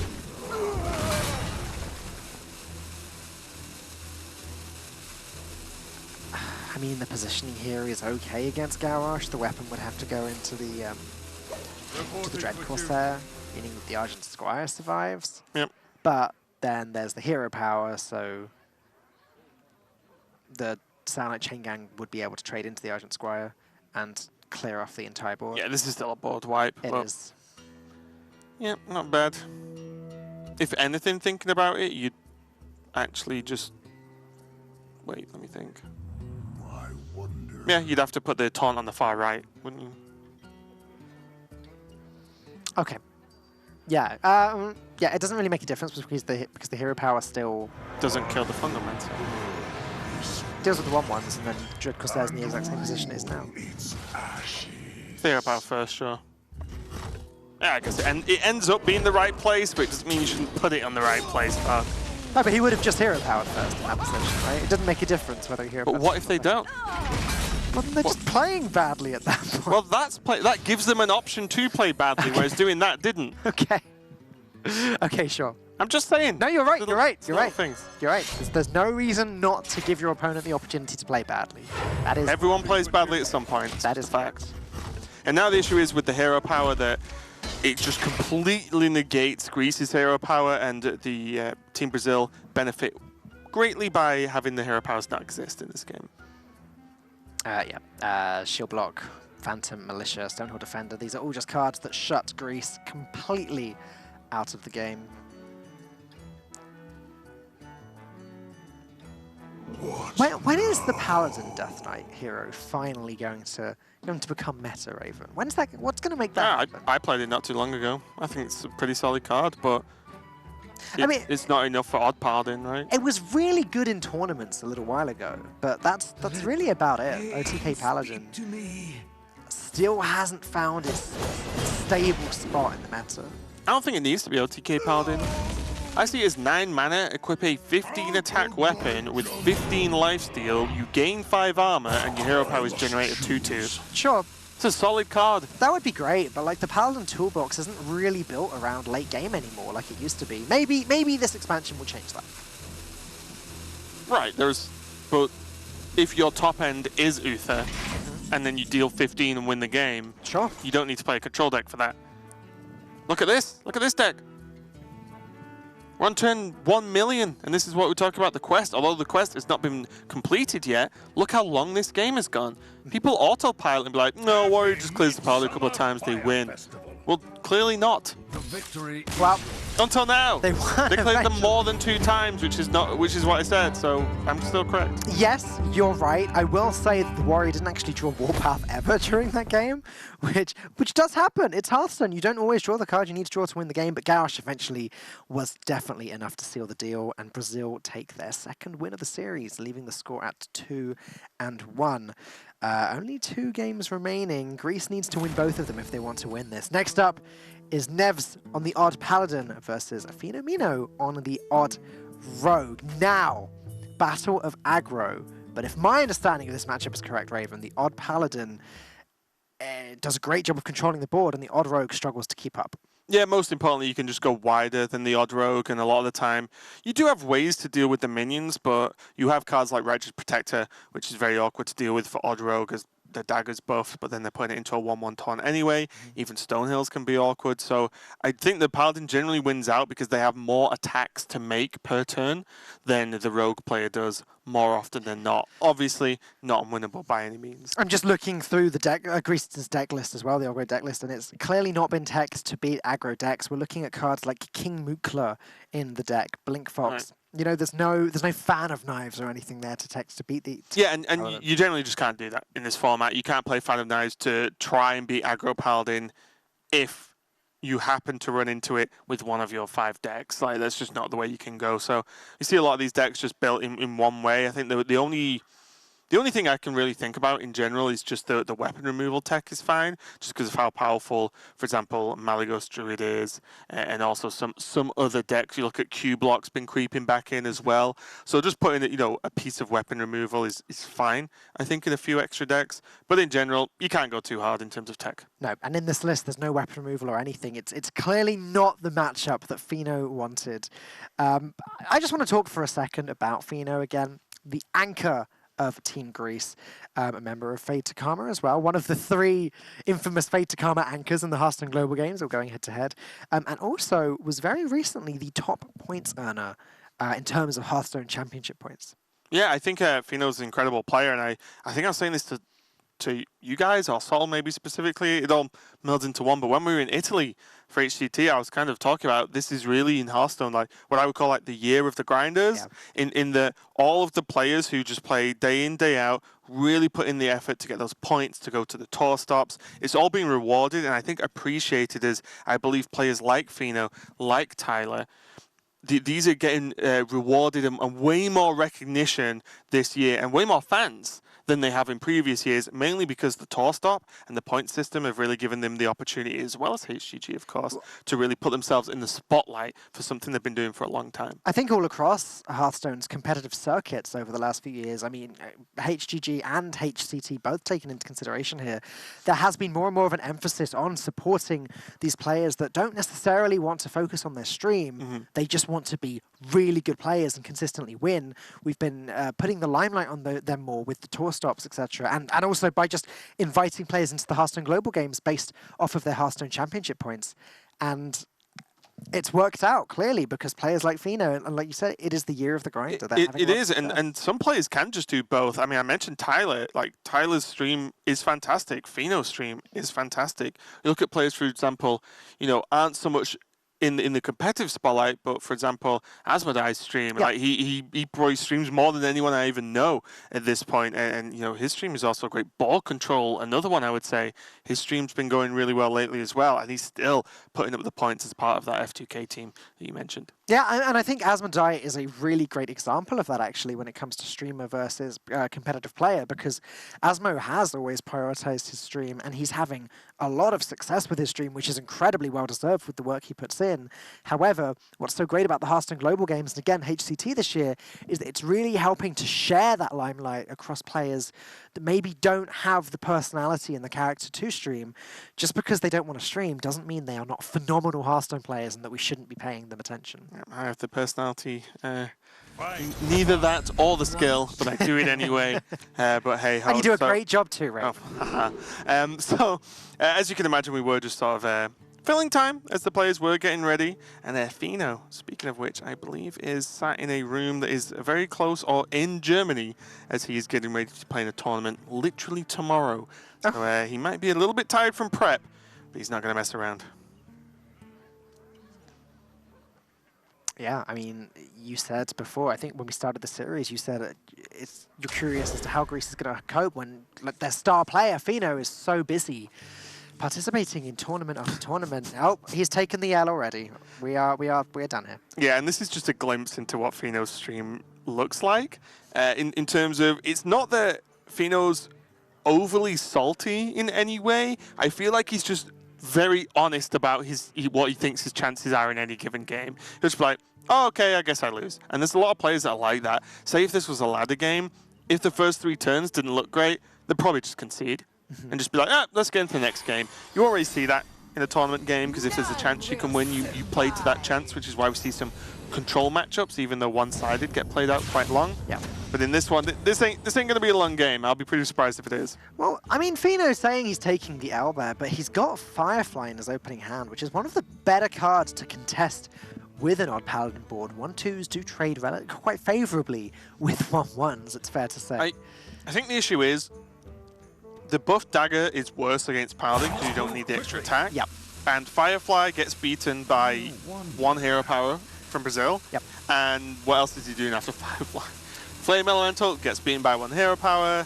Right. Void Ripper, awkward. But I think the way that Greece are going to have to play this in order to maximize against these 1/1s, and ooh, hang on a second. Right, I was going to say Firefly, Coin, Flame Elemental, just to put as much health on the board as quickly as possible. Now that he's drawn Cold Blood, I don't think it changes enough. I think the Flame Elemental still has to come down this turn to start making those good trades and to do a better job of setting up a Cold Blood later on. But it has to be tempting to create a 5/2 here. I don't know. I think hero power Coin Cold Blood next turn looks incredible. Oh, okay. You can see Fino talking to his teammates, of course, but they're going to go for the Firefly just to get it down. And there was the option of just getting that hero power up and the Cold Blood to push damage, but I think with this hand, Fino's more bothered about protecting the board. Yeah, he wants exactly. to get this Fungomancer down. This is the best long-term setup for a stable Cold Blood. The only problem is they need to draw another 1-mana card to set up that Cold Blood now. Hero powering, as you pointed out, doesn't really do all that much against the Paladin. However, trade 1 minion, hero power down the other. Fino is able to take a stable control of the board, and now picking up the Deadly Poison means that he will have a card to combo into Cold Blood if he needs it. I wonder if he actually daggers and doesn't swing it this turn. Okay, because of the Deadly Poison draw, I can... Depends how much value you want to get out here. It's such a scrappy game that you often just can't afford to. But it always is just worth considering is, can you just turn the corner and just actually just completely blow them out by doing a stupid amount of unexpected damage, which is one thing Odd Rogue does better than Paladin. But again, like I said, it's a very scrappy game, and if you can hold the board, then you can hold the win. And also hold the W. I mean, Fino's already admitted to taking the L, so... Let me think. It's just not looking like a great turn for Brazil. If he goes with the Stonehill Defender, which might look like the most tempting here, it just dies to the Deadly Poison, and then Cold Blood will buff up the Firefly and turn it into a 5/2, and will start dealing damage immediately. I don't think there's anything too wrong with hero power and Arcus this turn. Yeah. The only issue with that is that the weapon deals with the Atros Veteran, the 2 minions trade with the 2 1/1s, and Fino is still ahead on the board. With a 1/1 though, right? Yeah, but he can also drop a 3-mana minion. A Hench Clan Thug, for example, would be disastrous. Right, but I think you want to work towards the Corridor Creeper anyway that you have in hand. So Yeah, that's like 4 minions dead, so it becomes a 1-mana Corridor Creeper plus either weapon, You're right. either Stonehill or hero power next turn. So I think this is just the best. It gives you the most attacks, and we mentioned one of the best things about Paladin in this matchup is Rogue normally can't make as many attacks. Like, there was an empty board, and now Fino has to make both his minions and his weapon swing just to even it out. Yeah, you're right. I think the Corridor Creeper was the tipping point last turn. Southie deckhands are really interesting to draw this. These early turns are so complicated in these aggro matchups. They completely decide the game.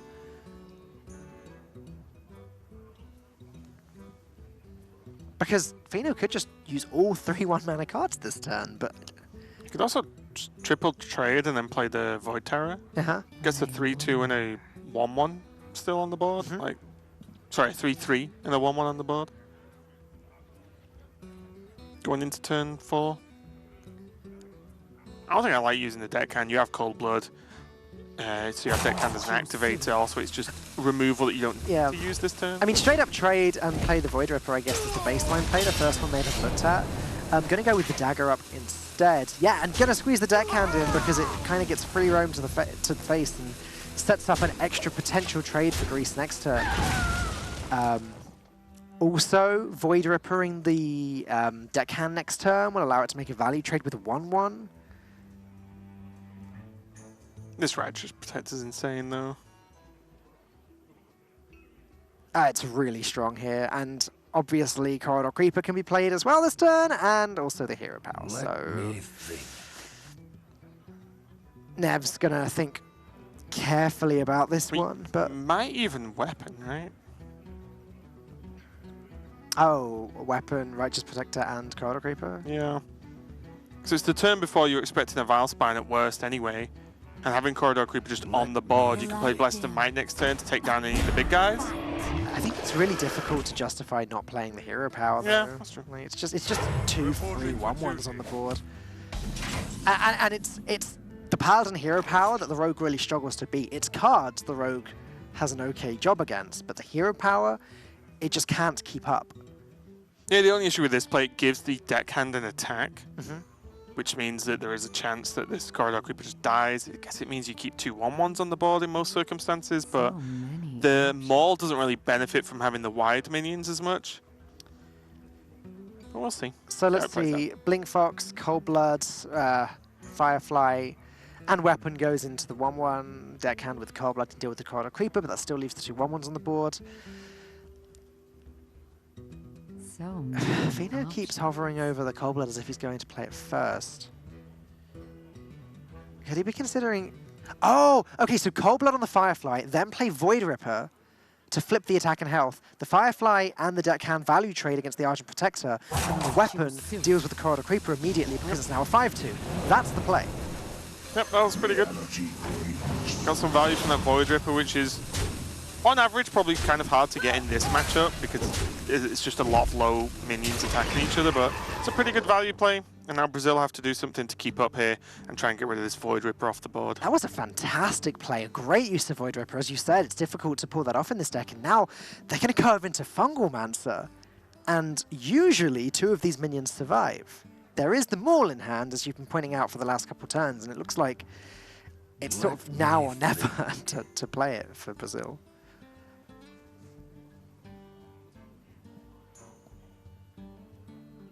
It's definitely awkward, isn't it? Reporting for duty. Because the issue right now is there is always a minion being left on the board, which is not what you want.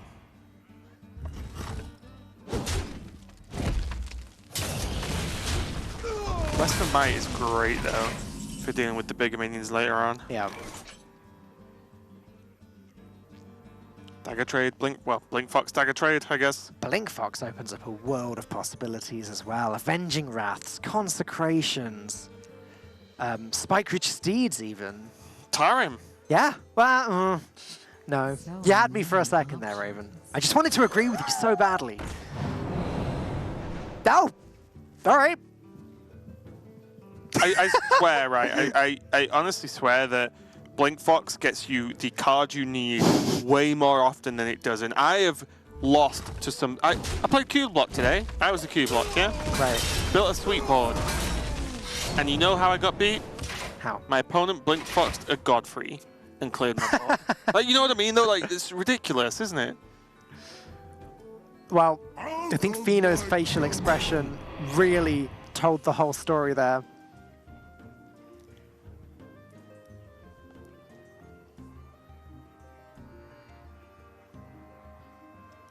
The question is 1 Consecration enough to swing this matchup, though? When we're talking 2 Vine Cleavers in the hand, that's going to be 4 1/1s every single turn soon. I mean, I think 2 Vine Cleavers in hand's very bad. You think they're going to be able to have 6 swings and not be dead? Sure. Like, that's what worries me right now. Okay. You see the pick of the Iron Fur Grizzly? One thing that Odro does very well is once they get a window, they normally slam it shut in their opponent's face. Right. And the Consecrate might get them that window. Nevs isn't leaving a great board to be consecrated, though. Like, Consecration just deals with 2 minions here, and the weapon deals with a 3rd. However, what else does Fino do this turn? That's what he does. He plays Firefly Fungal Mancer? That doesn't seem good either. It's probably fine, though, right? Maybe it's the Firefly turn. This like Firefly, Flame Elemental, Consecration, trade with a Stonehill, and then set up the Fungal Mancer for next turn. Odd Paladin very often can't interact with your board if they have no minions. Yeah, what this does is plays around level up as well, right? So it just clears off the minions. Level up isn't going to be a live threat, just a threat that could happen next turn regardless. Yep. But yeah, this does have some form of stealth in terms of this Fungalmancer. And again, look, this Consecration gets some work done, and suddenly there needs to be a very, very, very good answer. Fino's gone. Bye, Fino. Is that enough? Oh, he's back, he's back. Maybe just grabbing some refreshments.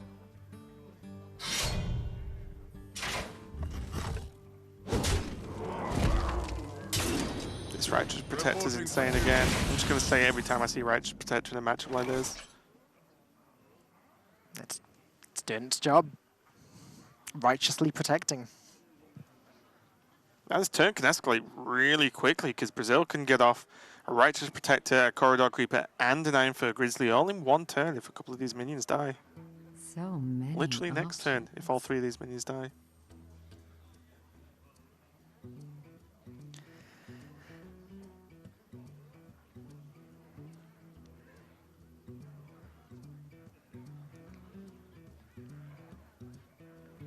It's actually pretty huge. I don't know if Fino can come back from what this turn 8 is going to look like from Neves. Fino's had a lot of good tools. He's managed to utilize his resources very well this game. And again, the Cold Blood turn with the Void Ripper was particularly exciting, but I don't know, Vine Cleaver is just so powerful. And as you've been saying, Righteous Protector sort of just locks the game down. You can't die, you can't kill me, but I'm going to be swinging forward to the face every turn, and you can't stop that. Well, look at this now. The Vine Cleaver goes into the 3/4, and then you can just play the Corridor Creeper, the Bear, and the Righteous Protector. Like, what do you know? Fino has a 2/2, Deadly Poison Leroy, and a Valspine, so they can Valspine something, but that is just too wide. There's just too much stuff. 2 1/1s from the weapon as well. Okay, so realistically, how does Greece win this game? They can Deadly Poison the weapon, hit the weapon into the Iron Fur Grizzly if that gets played, Valspine away the Righteous Protector, which sounds ridiculous, playing Valspine on a 1/1, but it looks necessary here. Then next turn with the weapon and the Leroy, that's 10 damage. They also need a Cold Blow or something to finish the job, and one has already been played. So it's still possible for Fino, but Brazil's going to be dealing a lot of damage in the meantime. I must move quickly. Yeah, I think what Neves and Team Brazil are doing now is seeing if they can set up 2-turn lethal. Reporting for duty. And they've gone with Hero Power. Not playing the Grizzly and just getting the dudes down on the board. This opens up potentially more damage in the form of Raid Leader, in the form of Level Up. Just all of these like multi-buff cards. Opens up more damage than if you just played the Grizzly. However... Okay, so Greece can't play around Level Up. If they're going to win the game, they need to forget that card exists. So now again, Deadly Poison, Valspine Slayer to get rid of that 1/1. I wonder. They can push 6 to the face this turn, putting Brazil down to 8. Then Leroy plus the weapon would almost be lethal next turn if not for the Iron Fur Grizzly. Right. And they do know there's a Taunt in Brazil's hand as well. Obviously, the Grizzly came from Stonehill Defender. Don't they have to go for it though, right? Yeah, of course they do. Yeah. There's still that Cold Blood out. Anything that deals 2 damage actually is out for Fino here. Needs to be a cheeky Nightblade in the deck. There's a second Deadly Poison somewhere. There's a second Salty Deckhand. There's 2 copies of SI7 Agent. Like, the chances aren't low. Void Ripper though. It's 13. 13's not lethal. Thanks. You're welcome. I'm just saying it because it's important. It means that Brazil have to make these trades, and But what is important is they can do enough next turn to set it up, right? Sure. They have the Grizzly, they have Ripper, they have Hero Powers, they have Lost in the Jungle, and they have another swing of the Vine Cleaver next turn. And Greece needs 4 damage, not 2 anyway, of Reporting course. for duty. I trusted you, fam. Sorry. I trusted you. Because I was looking at the weapon as dealing 2 and dealing 2 for some reason, rather than just dealing 4 once. Anyway, that's not any damage, so it doesn't seem to matter. And Brazil have locked this one out. Yeah, they have to Leroy one of the mins if they want to live. One of the benefits is there are no little dragons. They're going to come down from the Leroy being played. So they do save some damage, but there is Divine Cleaver in hand that we can see was exactly 12 on board. Leroy saves them 3. Would put them to 9. 3 off lethal, but we can see 4 in the hand. So it looks like Brazil is going to take it in a very close matchup. Some cool little plays going on there, but we see again just too wide. There was just too many things. The Leroy went into a 3-3, and in a lot of decks, it would take out a 6 attack minion or a 5 attack minion, but the minions are just too far spread out, and that is going to be the game. And Brazil take it over Greece, 3-1.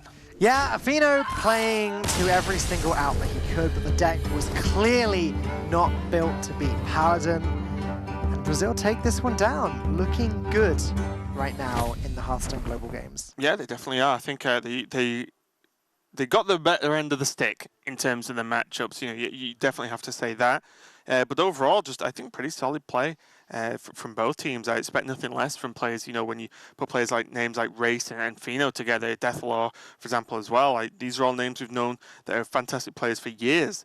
So I have no doubt that working as a team, especially, they're going to be looking good. I mean, Brazil haven't exactly had easy matchups in the Hearthstone Global Games so far. Didn't they beat Russia, or the Russian Federation, rather? They took down Russia 3-2. And now taking down Greece, one of the other well-established teams. Brazil looking really, really good, and definitely a team that we should be keeping our eye on through the rest of this tournament. Yeah, I agree. I think Brazil are looking great, and it's a shame, I guess, that Argentina aren't looking too great. Although I believe, did Argentina get the win today? I actually can't remember. I feel bad now. I believe Argentina are 0-2. In fact, yeah, I saw PNC tweet actually that they went 0-3, 0-3 in the Hearthstone Global Games. Yeah, so it's definitely a shame because I know a lot of people who are sort of a member of just the South Americas region. Although they do have obviously Argentina, Brazil, they see themselves as just one big family. I think most of the time.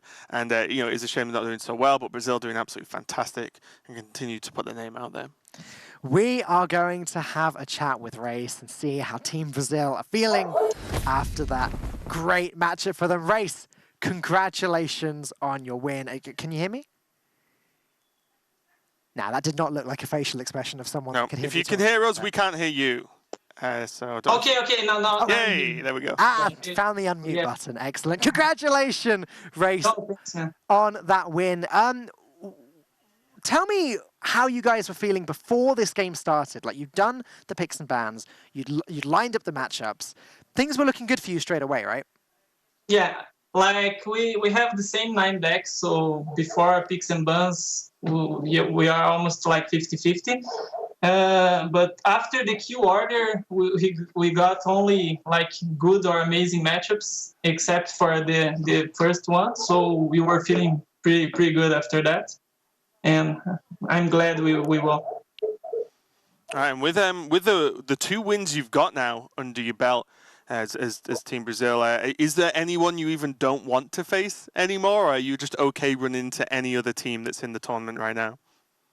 No, I think like this year everything's pretty strong because Blizzard made this by like players with maximum points. So every country is really strong. I don't have like, I don't want to face this team, but it's pretty good to open 2-0. We faced like 2 great teams like Russia and Greece, both great teams. So I'm pretty happy we won and pretty great start. I hope we can go even far. Well, you're currently 2-0 in the Hearthstone Global Games, which is a great position to be in, especially given the fact that the teams are so much more competitive this year. Do you think maybe we've underestimated Team Brazil? Do you think you guys can take it all the way? No, then I don't know what are you guys expecting from us. I believe my team is pretty strong. We have great players, and we also have like a good friendship. So I think this is a good fact for us. So I hope we can go far. I'm pretty confident about it. I believe you can as well, given what we've seen in the first couple of weeks. Congratulations one more time, Race. Go and enjoy your victory. We'll see you again next week. Thank you so much, guys. Thanks, everyone, for cheering for Team Brazil. Let's go. Let's go. See you later, Race. Goodbye. I mean, very humble, but very confident as well, I think, at the same time. Yeah, and like he said, he mentioned that not only is his team strong, but the bonds are there. Again, I said the Brazilian community very close knit. They know each other very, very well, which means that communication, that just play styles of discussing, prepping, and planning for the games, it's just gonna be that much easier when you're doing it with people you just know, as opposed to, oh, hey, 3 other people that play Hearthstone. Let's work together. It's always going to be a bit rough straight away. Let's take a look one last time at that series that we just watched. And there you go, 3-1 to Brazil, taking 3 games in a row. Lucas losing with the aggro Mage, which, I mean, that was a matchup in itself that we talked about for a long time, aggro Mage versus the Hunter. But we said, in theory, all of Brazil's matchups should have been favorable there.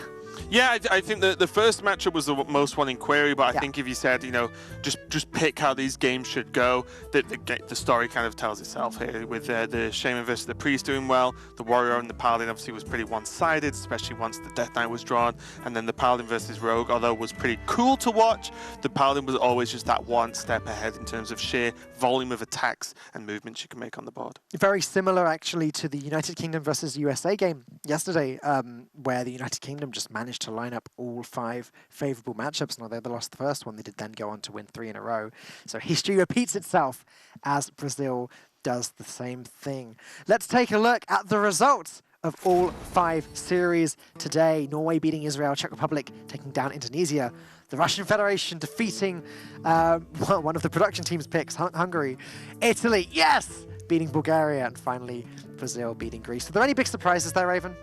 Funnily enough, no. As we just see, Denmark, I did mention Argentina earlier, get 3-0'd, you said that was right. And then Belarus taking down Finland 3-1, and then Switzerland taking down Austria. So more surprises on the off-stream results than on-stream. I'd say on-stream, I started off the day saying it's a bit of a David and Goliath set of matches, but Goliath just crushed David in this story. Like, you just stomped him like, yeah, I'm massive and you're tiny, get wrecked. Well, as all the sort of, the favoured teams, as far as you can say, that actually did end up taking the wins today. And now we've reached the points where the standings will look particularly interesting, because we've seen a lot of games. That 2-0 bracket at the top there, Italy representing, along with quite a few other good teams, but looking down at 0-2, USA, Israel are some of the teams that really jump out to me. Yeah, Argentina and Japan as well. I did expect Japan to do pretty well. There are plenty more rounds to play yet.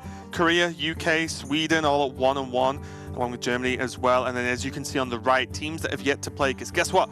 There's one more day of global games this week, and Canada is on there, so fingers crossed for those guys. There is one more day of global games this week. We have 3 more series to bring you on stream tomorrow. But before we get into that, let's take a look at the caster picks. And yes, something's gone right. This obviously means a lot to Falcone. Just an off-the-cuff caster pick is the most important thing in his life right now. I will say, though, although I'm near the bottom, I still have a team to play tomorrow, so I could be at 2-2, which I'll be fine with. However, Sotul has managed to usurp Lorinda as the person in last place. Let's take a look at which games are yet to be played tomorrow. So, Raven, you can point out your caster pick there. Australia versus Canada, Hong Kong versus Malaysia, and Taiwan versus Thailand, Taiwan being one of Derek's picks, I believe. So yours is South Korea being played off-stream, is that right? No, South Korea have already played the 1-on-1. Who's your other pick? Canada. Right there. Canada is your other pick? Yes. Totally forgotten. I would have picked South Korea twice if I could. I actually tried, if you remembered, on the first day. We had it shown as my prediction twice, but I did have to pick someone else, and I think the Canadian team's pretty good, actually. Well, there you go. 3 series left to be played on-stream and off-stream tomorrow. But it's been a great day of Hearthstone Global Games. It's been the day of the sweeps, actually. The day of David and the Goliath, but also the day of 3-0 and 3-1, which has been a whole new thing for the Hearthstone Global Games. Today has been very quick indeed. It has, yeah. The matches have kind of gone a little bit wild based on the previous week. We had just 3-2, 3-2, 3-2, 3-2 all day, but the match has gone a little bit quicker. But just a final note from me: this is going to be my last day casting. Global. Don't say no straight away. People are like, "This is last day casting." Last day at Global Games, at least for the near future, as I have to jet off quite literally tomorrow morning. But it's been awesome to do a couple of weeks, and I'll leave you in capable hands. Oh, thanks, Raven. We'll I meant the other guys, but okay. we'll be to see you, Raven. See you, Raven, and also see you, Lorinda. We'll be seeing Lorinda again next week. But for tomorrow, it's just Softle and I bringing you the 3 series remaining. So let's all look forward to that one tomorrow at 3 a.m. CEST. We'll see you then.